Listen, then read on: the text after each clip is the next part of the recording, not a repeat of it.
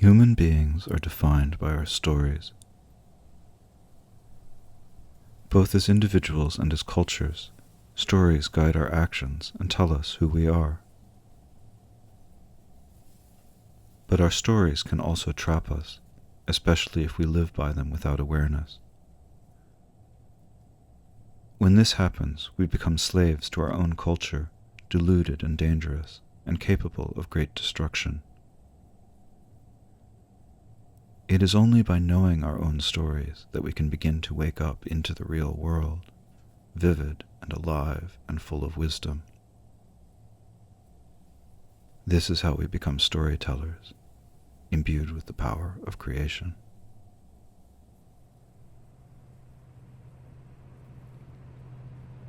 Several years ago, on a kayaking trip up what is currently known as Indian Arm, in the territory of the Tsleil-Waututh people, I had a conversion experience. It was in many ways a typical, even stereotypical conversion. I was in the depths of despair, I confessed my sins, and I asked for help. As I felt the Holy Spirit enter me, I muttered, "Everything! It must include everything." What I meant was that I would not accept a partial God. If I was to be converted, if I was to be convinced, I would not accept a God of this, but not that. I would not accept a Christian God who was not also made manifest in the person and teachings of the Buddha, an Abrahamic God who was not also to be found in Hindu mantra, shamanic drumming, and in the piercing gaze of the electron microscope. This, and only this God would I accept, and it was this God who came to me, who held me as I wept and shuddered, as I cried out first in my loneliness, and then in my love and humility and gratitude. The funny thing was, the God who came to me was the Abrahamic God, was, without question, the God of the Bible, God the Father, and my conversion, I realized at the time, was to Christianity.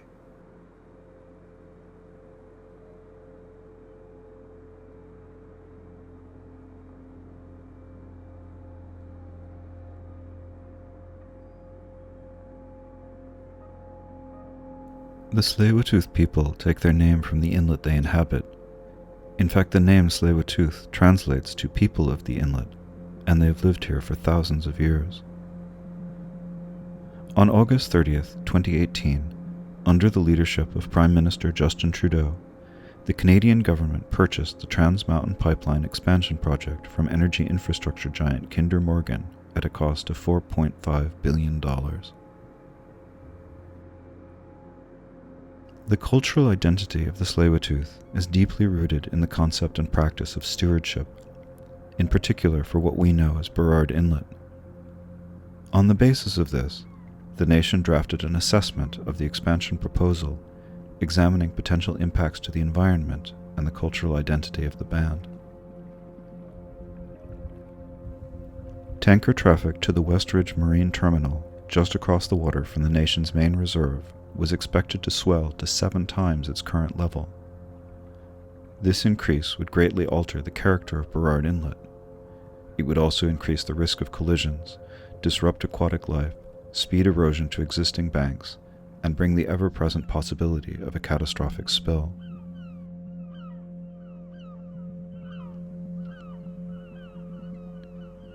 Citing their historic rights and responsibilities as stewards of their territory, the nation found that the negative impacts of the pipeline far outweighed the benefits and withheld their consent for the project to continue within their territory. On May 1st, 2024, over the objections of the Tsleil-Waututh and other First Nations, as well as environmental groups, the TMX expansion project became operational.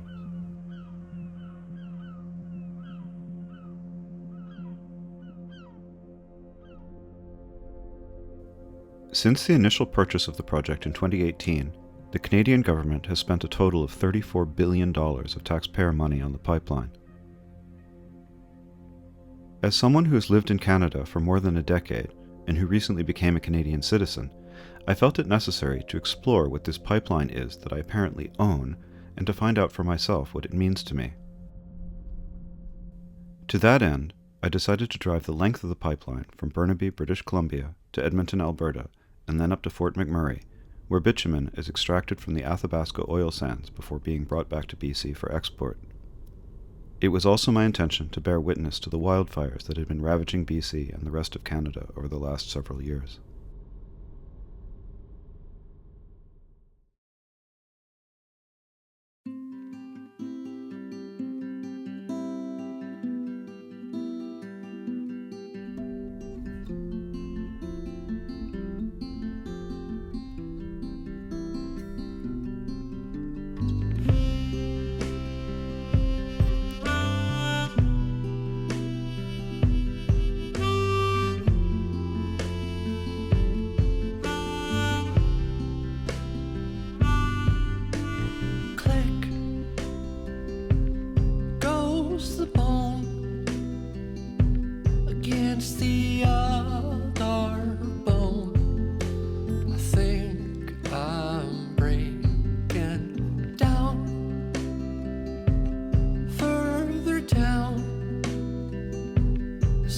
To shed this tattered earthly gown. Time it gently falls away to the ground.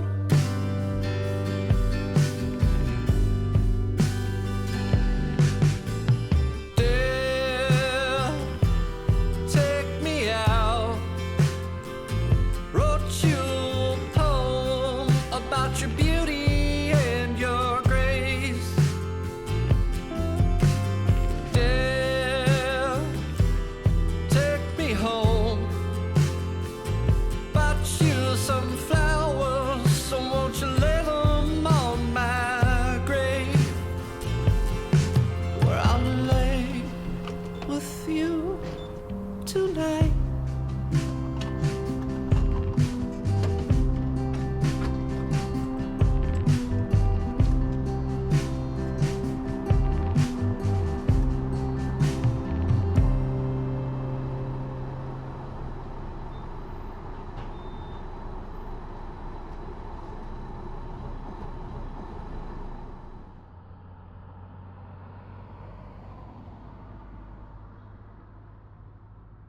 My first stop was in Hope, BC, gateway to the famous Coquihalla Highway.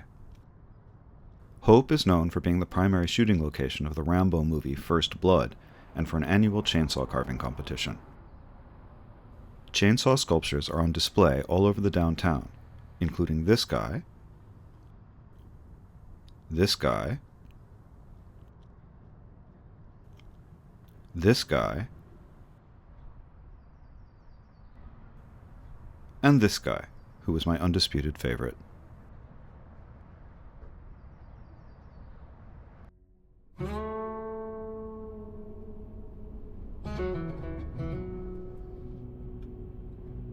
The portion of Highway 5 known as the Coquihalla runs from Hope to Kamloops and is one of the most treacherous stretches of road in Canada.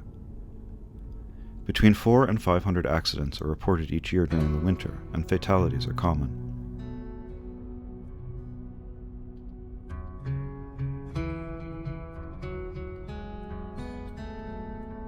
When the weather is nice, the drive is quite beautiful. I was beginning to wonder, however, when I was going to catch my first glimpse of the Trans Mountain Pipeline, which is supposed to more or less follow the route of the highway. I had naively expected to see sections of exposed pipe, and was slowly beginning to realize that the Trans Mountain was, in fact, buried, and that the most I was likely to see of it was patches of disturbed earth. I was weirdly disappointed by this. Equally strange, I suppose, was the fact that I was excited to see the first evidence of the wildfires that have been ravaging BC. Funny how human beings are wired to take pleasure in finding what they're looking for, even if that thing is evidence of a catastrophe.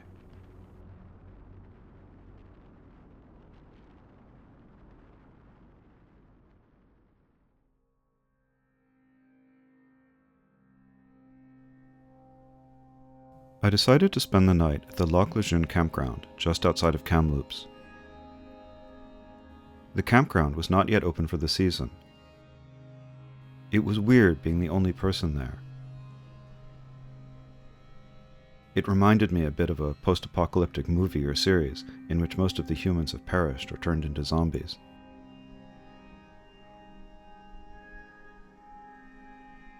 Being in this cute, picturesque environment, designed for human use but without any humans, made me think about what the world might be like without people.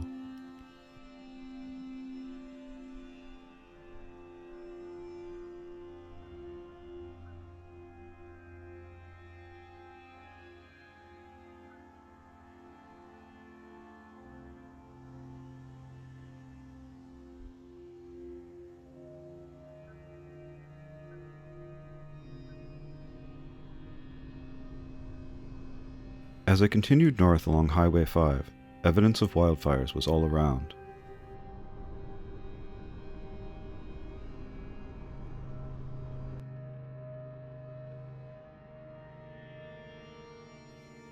"2023 was by far the worst wildfire season on record in British Columbia. 28,400 square kilometers burned that year, an area larger than the U.S. state of Massachusetts. This was more than double the previous record from 2018, and that was just in BC.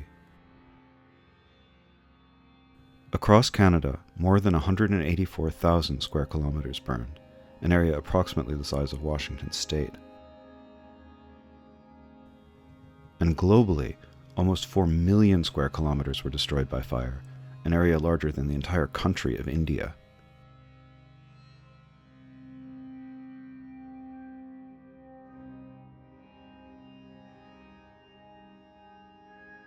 In Canada, wildfires are started in about equal measure by humans and nature, with lightning strikes being the most common natural cause.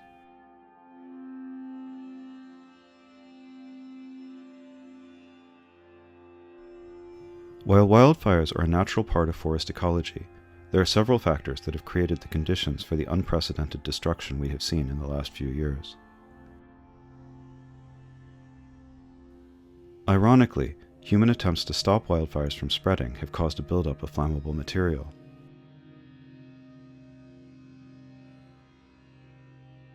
Logging practices have also disrupted natural burn cycles. Research suggests that logged forest that has been allowed to regrow is more susceptible to ignition than forest that has been allowed to grow naturally and experience natural burn cycles. These factors, combined with hot, dry temperatures, set the stage for cataclysmic fire, and conditions are not likely to improve. According to the Natural Resources page on the Government of Canada website, quote, "Climate change during the 21st century is expected to result in more frequent fires in many boreal forests, with severe environmental and economic consequences." End quote.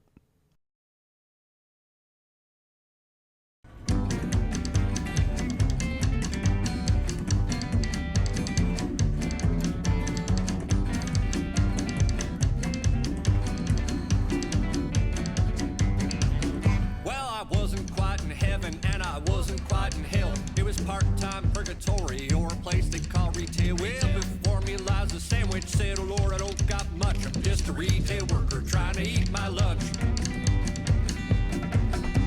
The bread was just twin pieces that I'd gone and flipped around, just the leftover bits no one else would care to eat.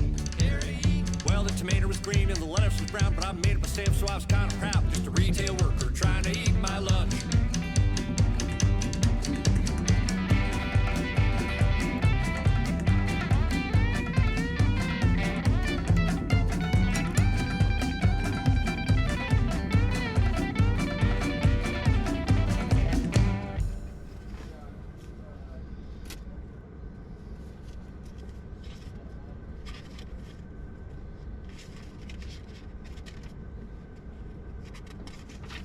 Thank you. 81 bucks. How many liters was it?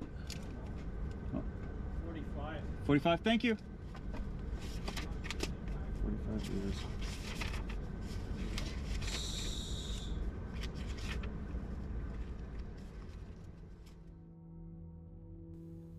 I was beginning to become increasingly sensitive to the pipeline and realized that it really had been with me for most of my journey.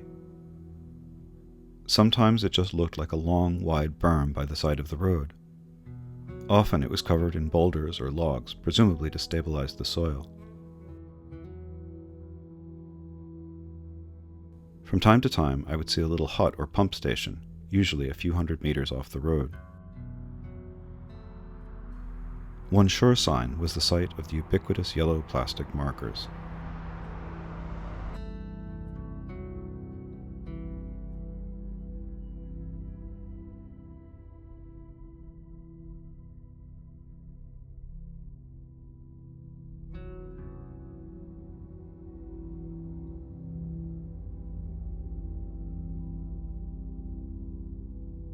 Something I think a lot about since emigrating to Canada is the land back movement. Land back does not mean that all non-Indigenous settlers should just give up their property and go back to wherever they came from, though there may be some who think that sounds like a great idea, and in some cases it can mean the physical return of stolen land. What land back often calls for is for Indigenous groups to have significant decision-making power when it comes to their traditional territory.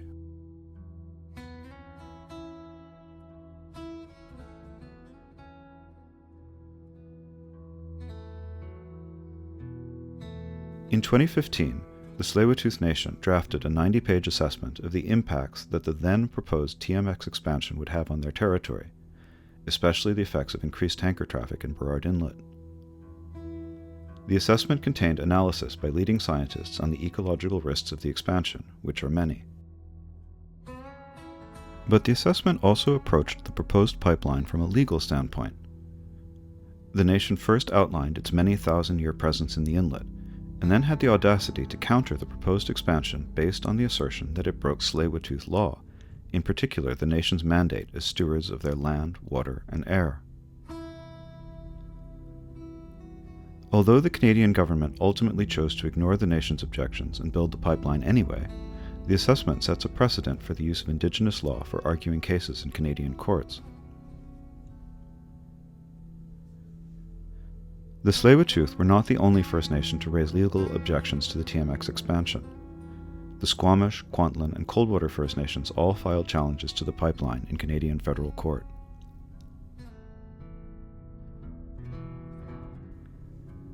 In addition, Secwépemc land defenders set up camps to block construction from progressing through their territory, asserting that the expansion was approved without sufficient consultation, endangered the environment and natural resources, and, crucially, violated Secwépemc law. It is important to note that the official leadership of the Secwépemc Nation did not authorize the protests, although many elders within the nation supported the action. Several other First Nations approved the TMX expansion through their territories in exchange for ownership stakes in the project.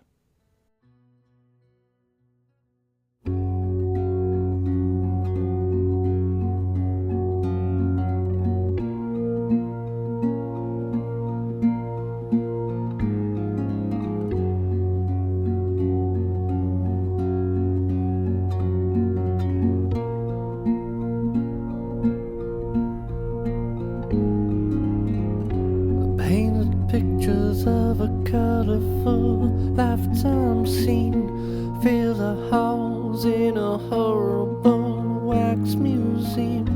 Morning light sets into your brain like an alarm clock, so you draw the shades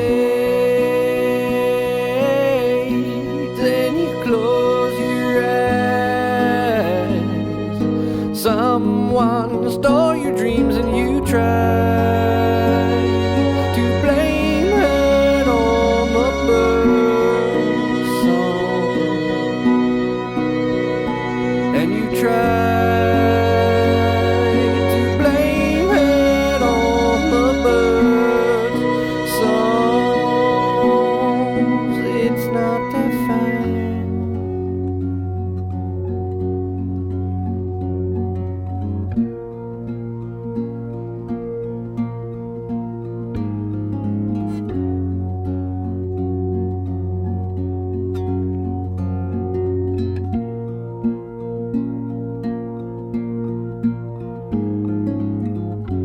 Serenade you like a suitor at the arbor gate.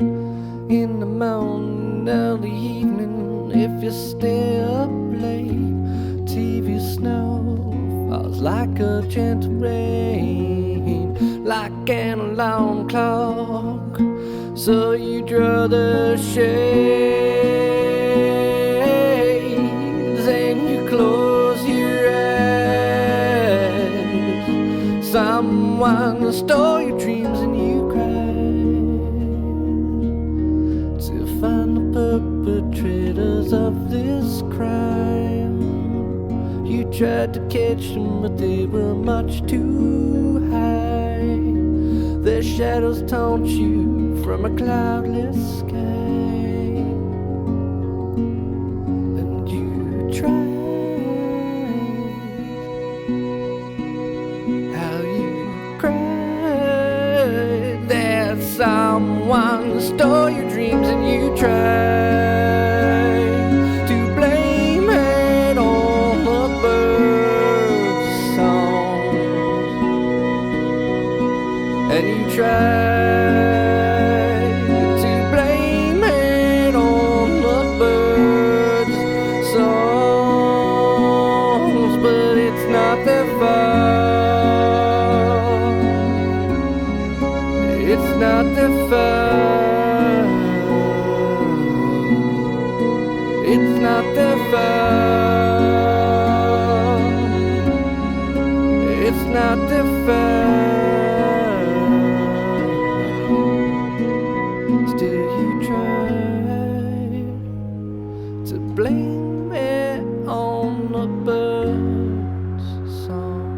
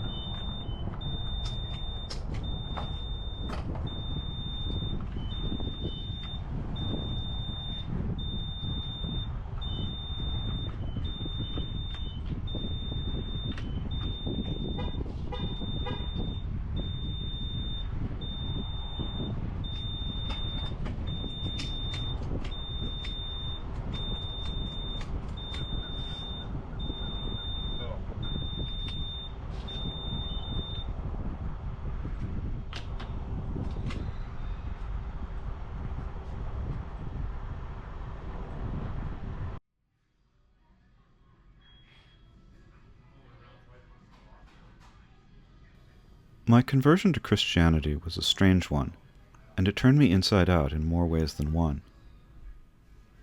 I had always been deeply suspicious of the Church, my primary associations being patriarchy, colonialism, right-wing politics, and intolerance for people I love.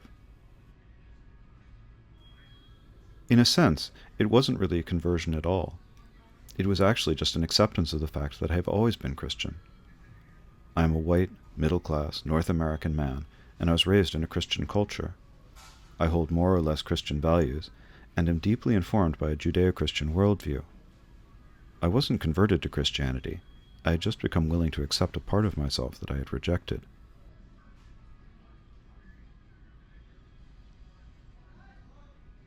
It's not that I wasn't religious or spiritual before, but my relationship with the divine changed on that day, became more personal, more direct and intimate. On one level I was converted to Christianity, on another I ceased to have a religion, because the relationship God offered me was so personal, it could almost be called a friendship. I was invited to become the co-creator of my own life. I was asked to look deeply at myself, at my relationship with the earth, my relationship with animals and plants, and my relationship with other people.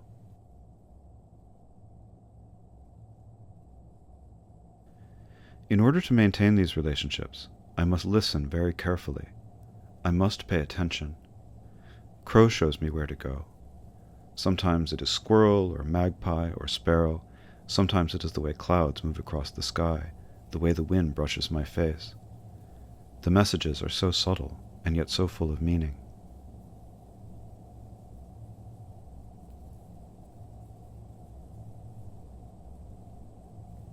Shortly after my conversion, I began to make films again. I was searching for a way to communicate, to be a part of the world. The truest stories come from a direct relationship with the world around you. Nature whispers her stories in your ear, and you dance or sing or drum or write or make movies in an attempt to share what you have learned, to share the gifts you have been given.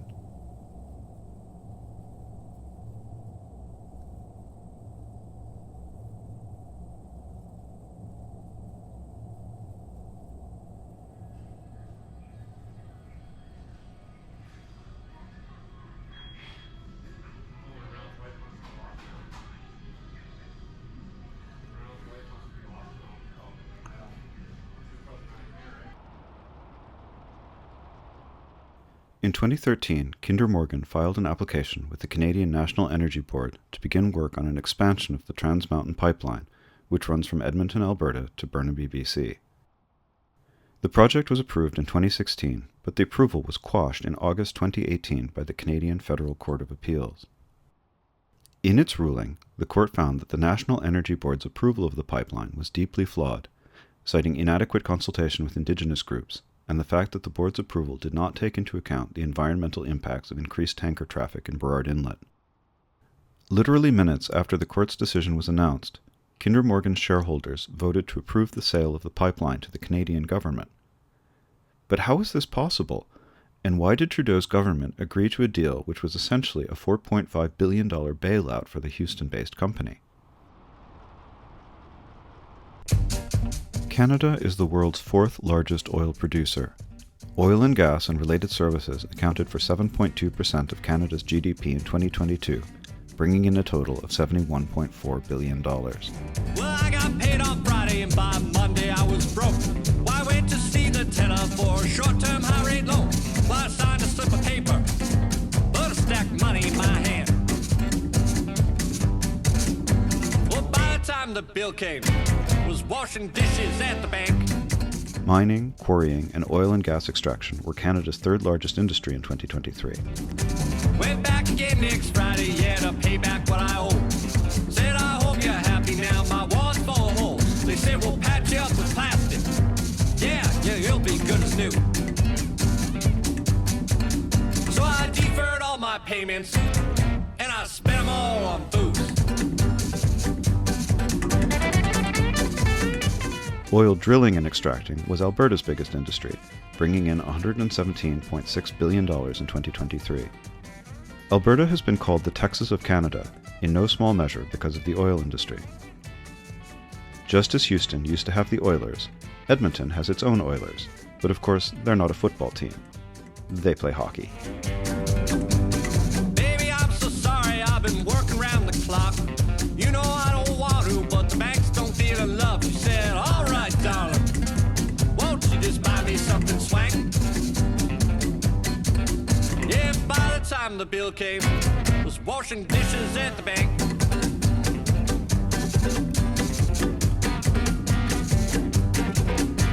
One day I got a letter from the bank across the street. They said, we heard you got an offer for credit history. Says here you like drinking, fine women, and cheap food. Sign here, drunk, you called, told her, cause you've been pre-approved. So they gave me all this money. Yes, said do with this, please. So I robbed Peter to PayPal, and now they washing dishes for me.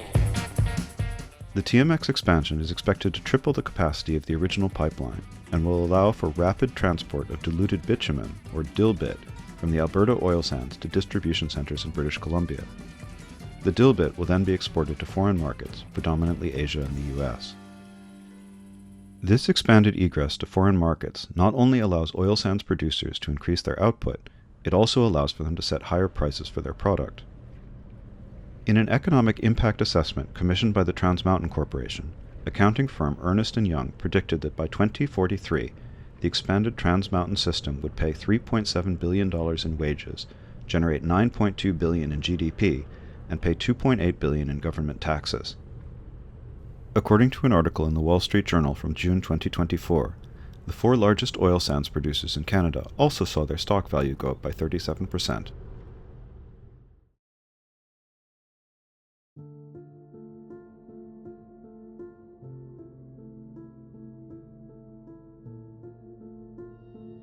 What does it mean to decolonize? To decolonize the mind, to decolonize the self.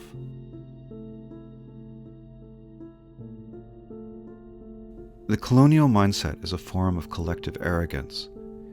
It is the cultural equivalent of narcissism, in which the assumption is that one's culture is separate from and superior to other cultures in the natural world.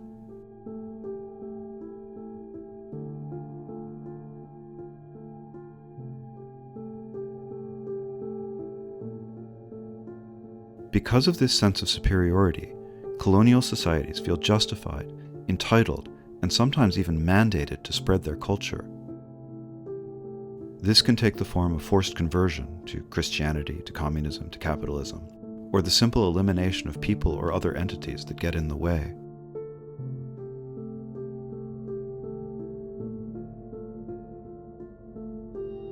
The colonial ego, like that of the narcissist, is a very delicate thing. Because it is based on a lie, I am separate, I am superior, it has to work very hard to drown out any messages that contradict this narrative.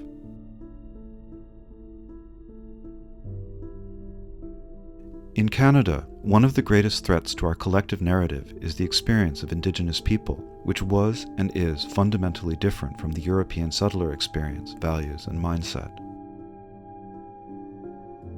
We try to eliminate this threat through conquest, wars, marginalization, and the residential school system, with devastating results. While there are many Canadians who are interested in reconciliation and who actively seek to listen to the stories of Indigenous people and reverse unfair policies, the system remains fundamentally a colonial system. When our most deeply held values are challenged by Indigenous voices, and here I mean capitalism and the European idea of property, we respond ultimately by continuing to drown those voices out. We build our pipelines, we decimate our forests, we pollute our air and water, because we believe it is our right to do so. The very idea that there is a value higher than that of money is all but unthinkable. Even the most basic value, the value of life itself, of our children's lives and the lives of all future generations, are secondary to this. At the exact moment when we need to be working together, reaching out to one another in solidarity and sense of purpose, we seem to be turning in on ourselves. Increasingly, we elect self-centered rulers, isolate ourselves within our borders, and fight senseless wars. We become increasingly xenophobic at just the moment when we need to be opening up to other cultures, other ideas, and the natural world.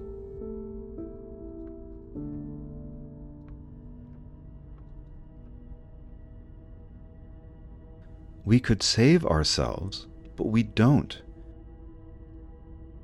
Instead, we cling to our curated histories, our narrative. We refuse to listen to the stories of others, of those who have suffered under the tyranny of our empire, under the tyrant of our collective ego. We revile wokeness, which is really just the willingness to listen to other stories. Because what would it mean to listen to those stories? It would mean that the image we have of ourselves is false, that we are not the beacon of goodness and freedom in the world.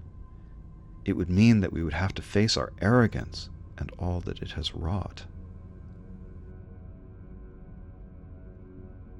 And this to us feels like a more existential threat than the actual existential threats we face, from climate change to mass starvation to disease to global war.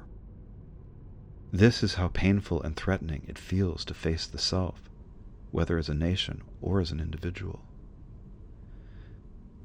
But if we can't learn to face ourselves with love, with kindness, with compassion, but also with the fearlessness and strength of warriors, we may not make it.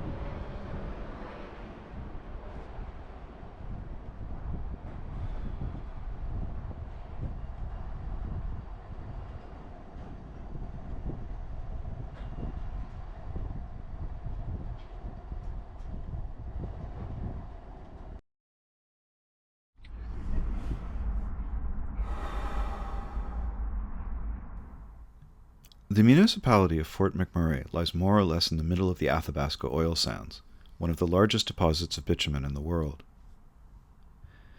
Bitumen is a form of heavy crude oil. It is extremely thick and viscous. The most common use of bitumen is for asphalt to pave roads. Most of the bitumen mined from the Alberta oil sands, however, will be refined and sold as synthetic crude oil, which can be made into gasoline and other petroleum products. The process of removing bitumen from the oil sands is a costly one. The most common extraction methods involve heating bitumen with steam in order to decrease viscosity and allow it to be pumped into tanks. After extraction, it must still be separated from the sand. This is typically done by mixing a combination of hot water and sodium hydroxide with the sand, which is then piped into an extraction plant. The slurry is then agitated, which allows the oil molecules to rise and be skimmed from the surface. All of this steaming and boiling uses a lot of energy and a lot of water. As of 2017, Alberta oil sands operations accounted for more than 25% of Canada's natural gas demand. Each barrel of bitumen requires about 34 cubic meters of natural gas to produce. The oil and gas sector accounted for 11% of Alberta's freshwater allocation in 2024. 74% of that was used for oil sands mining. It takes almost 2.5 barrels of water to make a barrel of oil equivalent. After it is used to extract the bitumen, the water is released into tailings ponds, vast reservoirs of toxic waste. The total area of tailings ponds associated with the oil sands is 176 square kilometers, an area significantly larger than the city of Vancouver. Tailings ponds contain hydrocarbons, naphthalenic acids, ammonia, arsenic, mercury, and lead, which are all byproducts of oil sands extraction.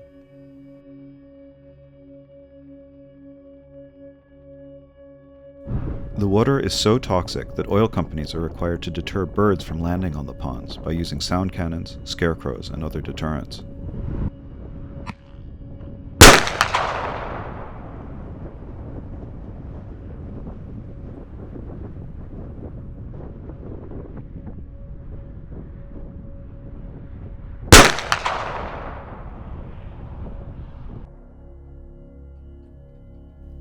The ponds also leak.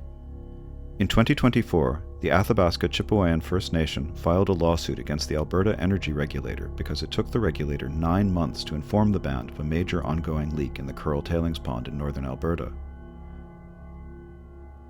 The leak spilled 5.3 million litres of toxic wastewater into the environment. Imperial Oil, the owner of the pond, was fined $50,000 for the leak.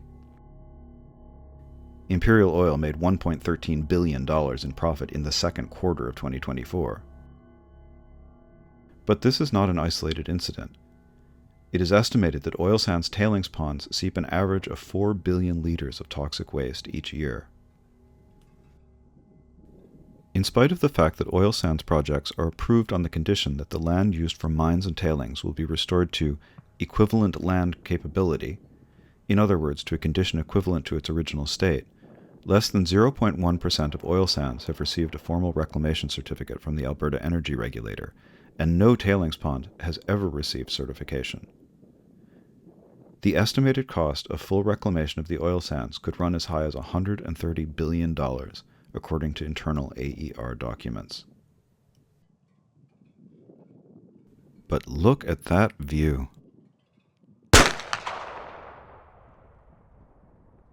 Everywhere I go, I see signs telling me that reclamation is in progress. Look, a trailhead. How informative. Look how she's gathering berries in a Syncrude bucket. And that little bird, how sweet.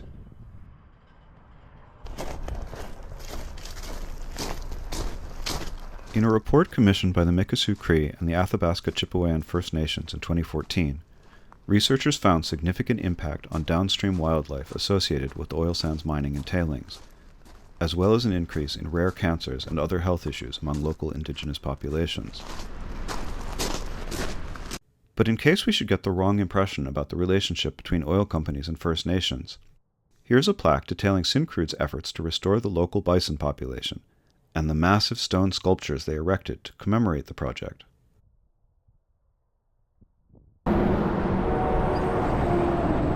They even hired a Métis artist.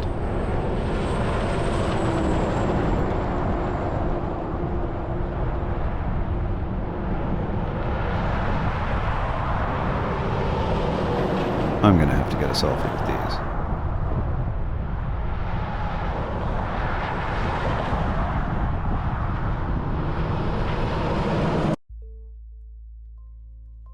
On May 1st, 2016, a wildfire started in the boreal forest outside of Fort McMurray.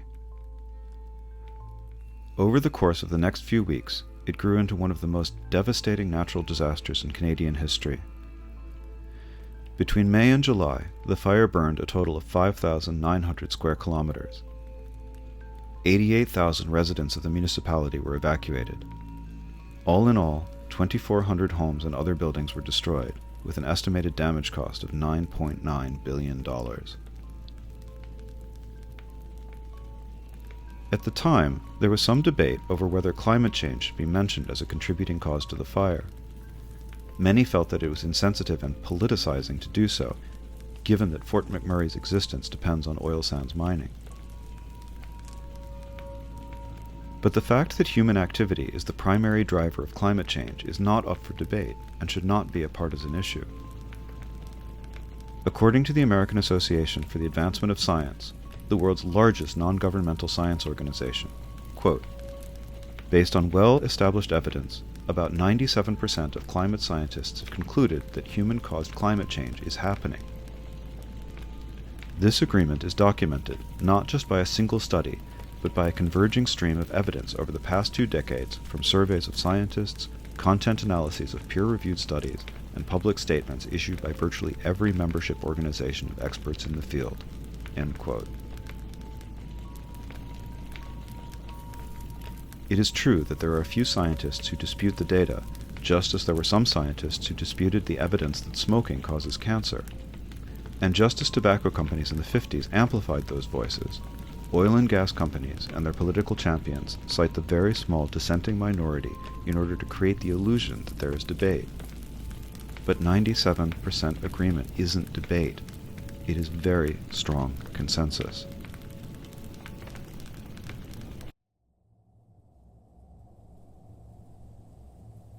On my last day in Fort McMurray, I was walking around on the outskirts of town when I saw a magpie. The bird hopped around, making a lot of noise, and almost seemed to be trying to get my attention. I started to follow her, thinking that maybe I should try to capture her on film, but every time I pulled my camera out, she flew away. I finally followed her over to a trail that led up into the woods, a trail I would not have seen if the magpie had not led me there. I turned on my camera and began walking.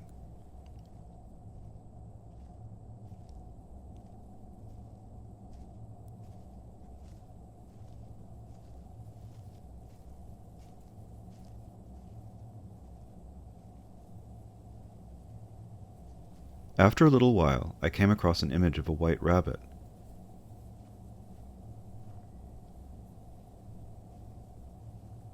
I was about to continue along the fork of the trail marked by the rabbit, but something didn't feel quite right, so instead I turned and followed the fork that continued uphill.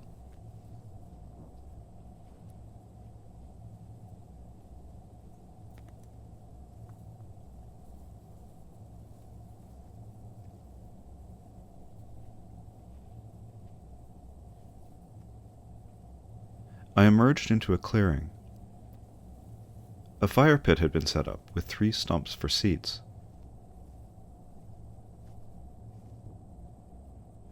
I started to continue up the trail into the woods, but again something stopped me.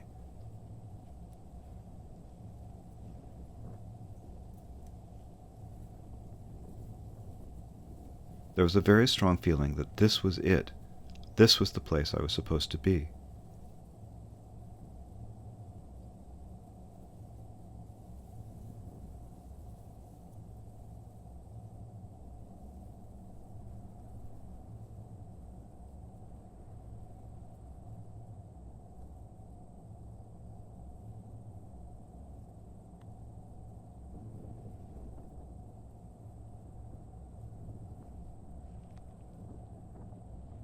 I looked around the clearing and noticed that there was another tall stump, just the perfect height to put my camera on, so I walked over and did just that.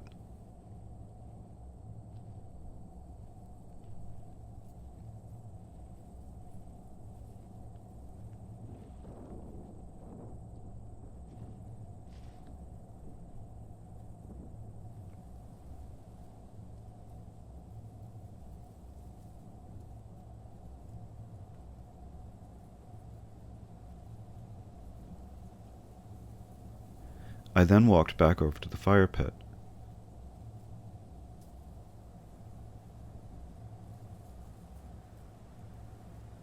I sat down on one of the stumps and immediately noticed a long stick lying in the grass by the fire.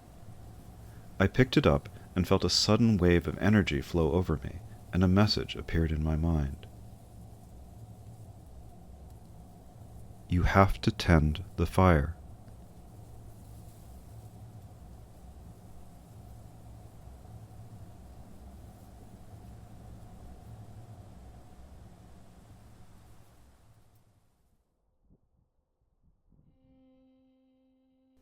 I've spent a lot of time thinking about exactly what that message means. On one hand, it has to do with our use of oil and gas and other fossil fuels. We have been given the gift of fire, and it is our sacred duty to use that gift responsibly. Just as the Tsleil-Waututh understand that they have a role to play in protecting the waters of their inlet, all of us need to begin working to change our relationship with the natural world. We need to begin to see that the earth is a part of us, and that we are a part of the earth, and to act accordingly.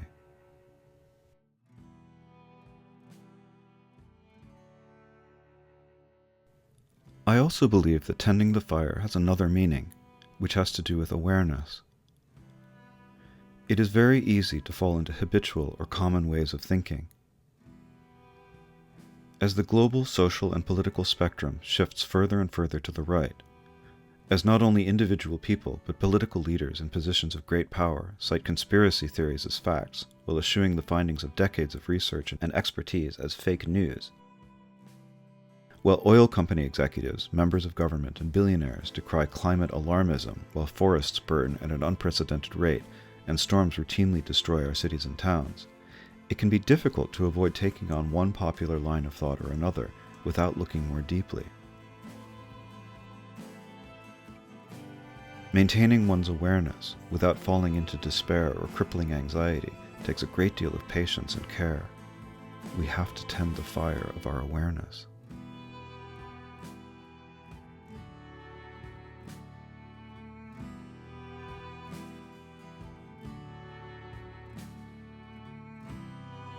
To gaze into a fire is to return to a primordial part of ourselves, a part that understands both our mastery of the natural world and our dependence upon it. When we tend the fire of our awareness, we begin to see ourselves as we really are. Our mastery over the natural world has given us a unique ability to survive and to thrive, but it has also made us dangerous and potentially destructive on a scale that no other living being can claim.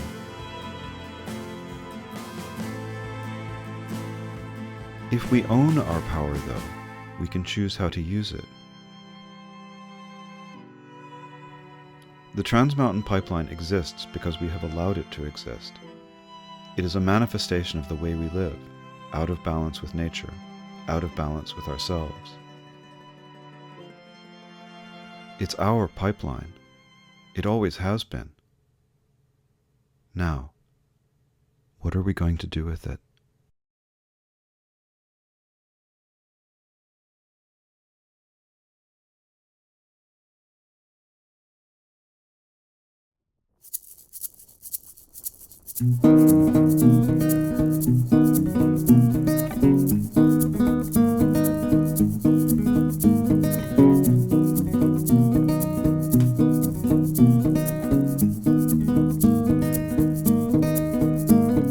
Maybe if I tried something new, something that I'd never do, like take a trip to the Isle where I'd build a hut and I'd stay a while and I'd stare up at the golden sun, lay on my back just for fun. The sparkling surf would kiss my feet and coral would inhabit me. Then I'd smile to myself, my paradise, my only wealth, and the moon's glow makes my face seem pale through every hill and every dale.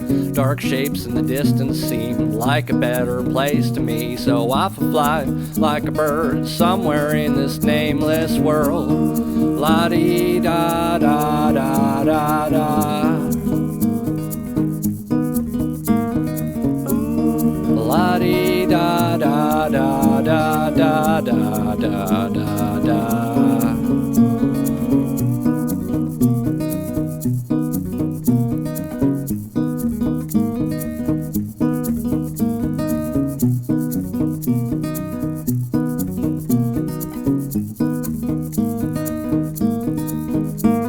Maybe if I tried some more of something that I'd done before, like take a walk up the street with trembling hands and unsteady feet, and the stares cast from the brims of hats, and all the hipsters dressed like cats. Darkness is their sole crusade, and rhythm is their lone parade. From on their pipes and on their drums, to them beatific vision comes. The demon silence cast away in Dionysian ecstasy. Watch them dance, oh how they whirl, the long-legged dark-haired fairy girls, their every step a mystery. Oh how rhythm sets them free. La-dee-da-da-da-da-da.